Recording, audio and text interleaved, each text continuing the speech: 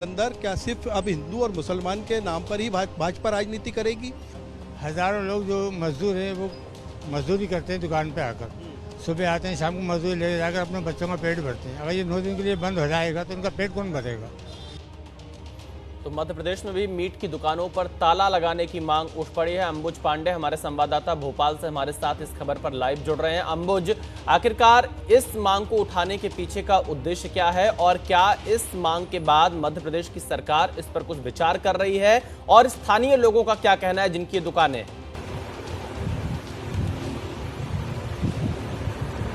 जी देखिए विशाल, मध्य प्रदेश में भी अब दिल्ली और उत्तर प्रदेश के बाद ये मांग उठी है और ये मांग भारतीय जनता पार्टी के विधायकों ने उठाई है, मंत्रियों ने उठाई है। राकेश सिंह पीडब्ल्यूडी मंत्री हैं, उन्होंने कहा कि जो बहुसंख्यक समाज है उसकी भावनाओं का आदर करना चाहिए। वहीं एक विधायक हैं रामेश्वर शर्मा, उन्होंने कहा कि जो गंगा जमुनी तहजीब का जो हवाला दिया जाता है उसकी जिम्मेदारी सिर्फ हिंदुओं पर नहीं है। कहीं ना कहीं उनका इशारा इस बात पर था कि स्वयं से ही जो अल्पसंख्यक समाज है उनको इस बात का ध्यान देना चाहिए और नवरात्रि के दौरान मीट की दुकानें खुले में बिक्री जो है वो बंद करनी चाहिए। लेकिन अब इसमें सवाल ये उठने लगे हैं कि सरकार यहाँ पर भारतीय जनता पार्टी की है। मोहन यादव की सरकार बनने के बाद पहला आदेश उनकी तरफ से ये जारी किया गया था कि खुले में मांस की बिक्री नहीं होगी। भोपाल में ये नियम पहले से लागू है। तो जो स्थानीय लोगों की, जहां तक आपने सवाल उठाया, स्थानीय लोग इसमें राजनीति देख रहे हैं। जिनकी मीट की दुकान है वो ये कह रहे हैं कि महज ये राजनीति है। यहाँ पर पहले भी नवरात्रि का त्यौहार मनाया जाता रहा है, इस तरीके का की राजनीति नहीं हुई है। वो ये कह रहे हैं कि सिर्फ लोगों के बीच में अंबुज, आप बने रहिएगा। राजनीति करार दे रहे हैं स्थानीय लोग इस बयान के बाद और मध्य प्रदेश में भी मांस की दुकानें बंद करवाने को लेकर बीजेपी विधायकों ने मोर्चा खोल दिया है। बीजेपी विधायकों का कहना है कि अगर 9 दिन नवरात्र में दुकानें बंद कर देंगे तो क्या हो जाएगा।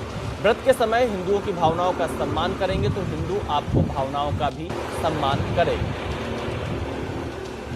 देश की बहुसंख्यक आबादी इन पर्वों पर आमतौर पर इस बात से परहेज करती है कि नॉनवेज किसी के घर में, उनके अपने घर में आए या उनके घर के सामने कोई मांस की दुकान खुले या किसी तीर्थ क्षेत्र के आसपास इसकी बिक्री हो। ये जन भावनाओं से जुड़ा हुआ विषय है और जब हम परस्पर एक दूसरे की भावनाओं की बात करते हैं, भावनाओं के सम्मान की बात करते हैं, तो इस बात की चिंता सभी को करना चाहिए।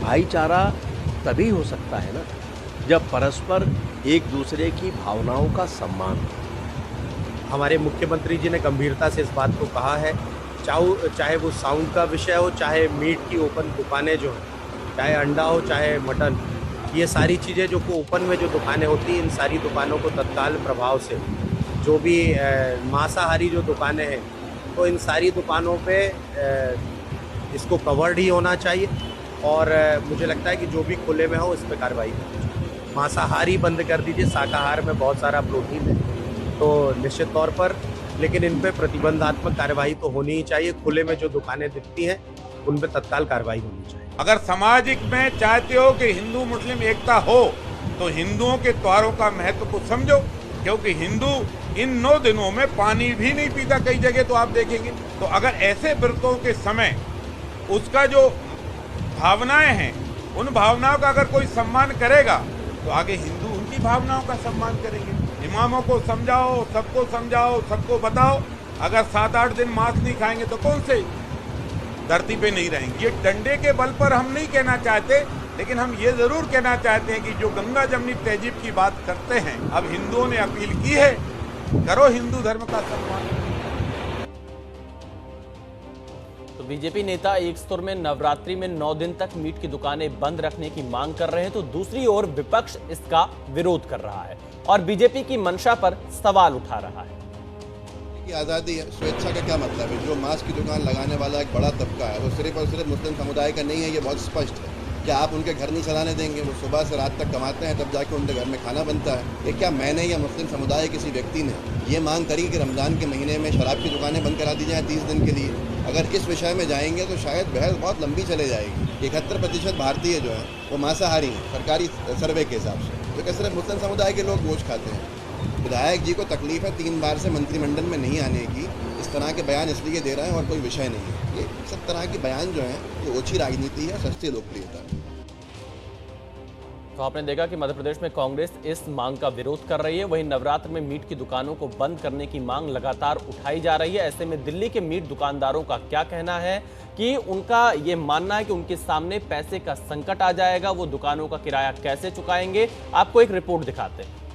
रमज़ान का महीना जो है वो चल रहा है और इसके बाद ईद के बाद जो है वो नवरात्रि भी शुरू होगी। कई जो नेता हैं उनका कहना है कि खासकर नवरात्र के समय जो मीट की दुकानें हैं, मटन की दुकानें हैं, वो बंद होनी चाहिए। इसको लेकर खासकर दिल्ली में जो मटन की शॉप करते हैं, मीट के दुकानदार हैं, उनका क्या कहना है, क्या इसके बारे में सोचते हैं। सबसे पहले भैया अपना नाम बता दीजिएगा। मेरा नाम शब्बू कुरैशी है भाई। तमाम जो नेता हैं उनका आपने बयान सुना होगा, तो उनका कहना है कि अभी तो रमज़ान का महीना चल रहा है, इसके बाद जब नवरात्रि शुरू होगी तो उस समय खासकर नवरात्रि के समय मीट की जो दुकानें हैं, मटन की दुकानें, उन्हें वो बंद होनी चाहिए। तो इससे क्या असर पड़ेगा, क्या सोचते हैं? ऐसे कैसे बंद होनी चाहिए भाई? यहाँ किराया है 50,000 रुपये महीना का दुकान का हमारा किराया है, कहाँ से निकालेंगे नवरात्रों में ऐसे बंद होगी तो?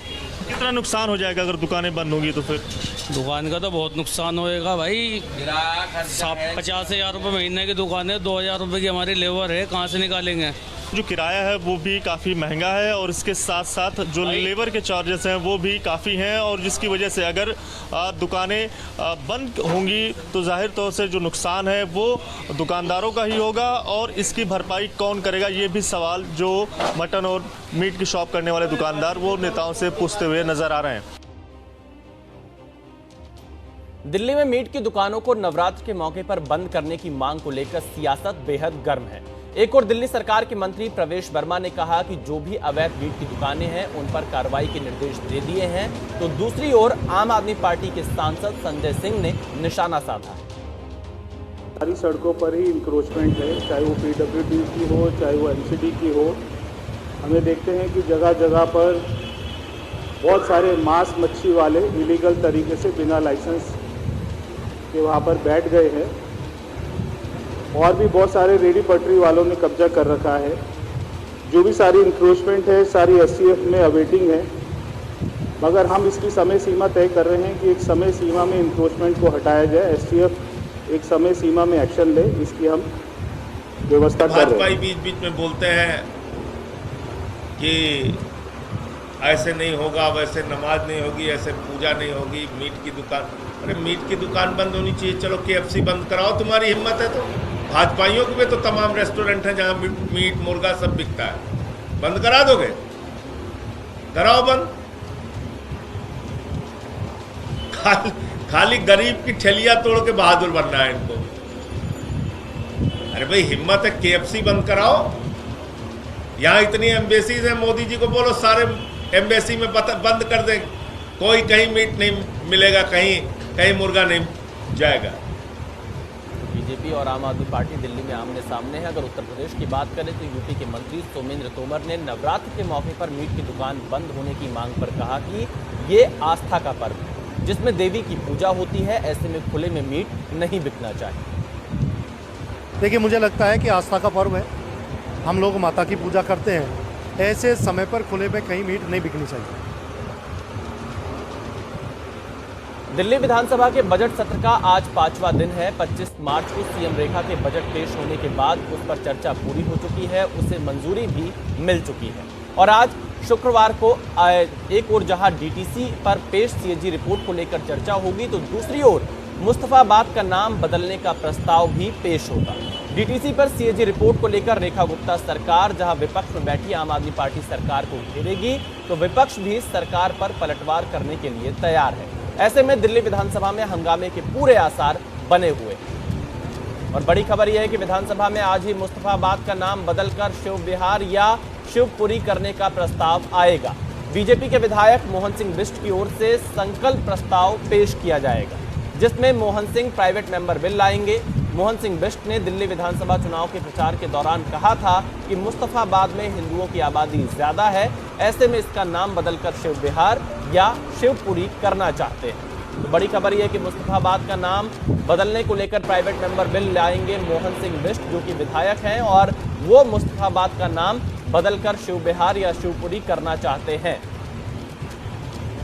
तो दिल्ली विधानसभा में मुस्तफाबाद का नाम बदलने का प्रस्ताव आज रखा जाएगा। रेखा सरकार जब से सत्ता में आई है, तमाम ऐसे बयान और ऐसे घटनाक्रम सामने आ रहे हैं जिसको लेकर दिल्ली में सियासत भी काफ़ी तेज है।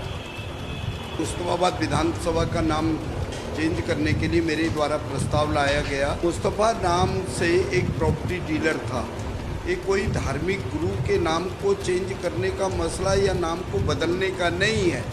उस व्यक्ति ने अपने पहचान बनाने के लिए और साथ में राजनीतिक दल के लोगों ने 2008 में जब इस क्षेत्र का मैं किसी दूसरी विधानसभा में गया तो तुरंत राजनीतिक फ़ायदा उठाने के लिए इसका नाम मुस्तफाबाद रखा गया।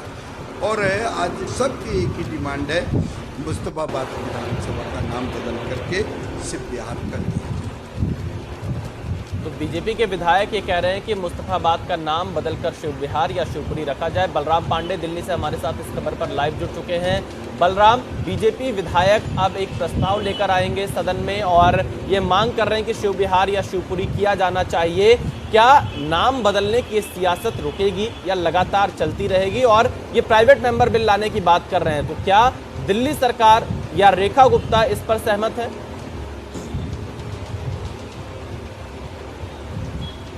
देखिए, आपको बता दें कि जिस तरीके से दिल्ली विधानसभा चुनाव के दौरान जो भारतीय जनता पार्टी के उम्मीदवार थे मोहन सिंह बिष्ट, उन्होंने कहा था कि अगर हम चुनाव जीतते हैं और दिल्ली में भारतीय जनता पार्टी की सरकार बनती है तो मुस्तफाबाद विधानसभा का नाम बदल के शिव विहार किया जाएगा। और जिस तरीके से प्रचंड बहुमत के साथ भारतीय जनता पार्टी की सरकार दिल्ली के अंदर बनी है, उसके बाद आज खुद जो स्थानीय विधायक हैं मोहन सिंह बिष्ट, वो अपना प्रस्ताव सदन के पटल पर रखेंगे और मांग करेंगे कि जो मुस्तफाबाद विधानसभा का नाम है उसे बदलकर शिव विहार किया जाए। तो यानी कहीं ना कहीं सरकार से इस बात को लेकर के उनकी चर्चा जरूर हुई होगी और यही वजह है कि वो अपना ये जो प्रस्ताव है उसे सदन के पटल पर रखेंगे। हालांकि उम्मीद जताई जा रही है कि जिस तरीके से भारतीय जनता पार्टी का सदन के अंदर बहुमत है उसको लेकर के ये प्रस्ताव पास होगा और उम्मीद जताई जा रही है कि जल्द ही मुस्तफाबाद विधानसभा का नाम बदल करके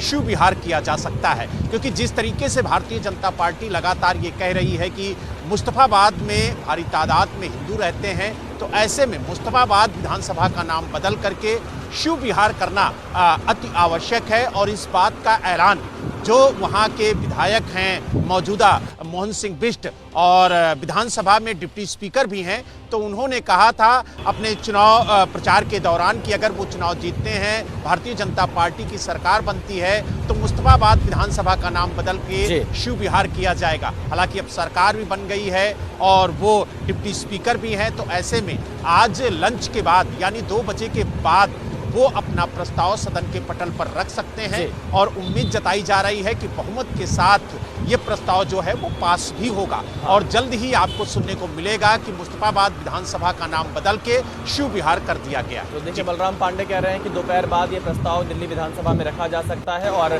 बीजेपी के विधायक इस प्रस्ताव का समर्थन कर सकते हैं। बहुत शुक्रिया बलराम पांडे पूरी जानकारी देने के लिए। यहाँ पर रुक रहे बहुत छोटे से ब्रेक के लिए, आप बने रहिए एबीपी न्यूज के साथ। कोई भी खबर अधूरी है अगर उसके सारे मायने न समझे जाए। मैं प्रतिभा मिश्रा बिना किसी फिल्टर आपके सामने लाती हूँ खबरों का हर एक पहलू, हर जरूरी नजरिए और उससे जुड़े असर के साथ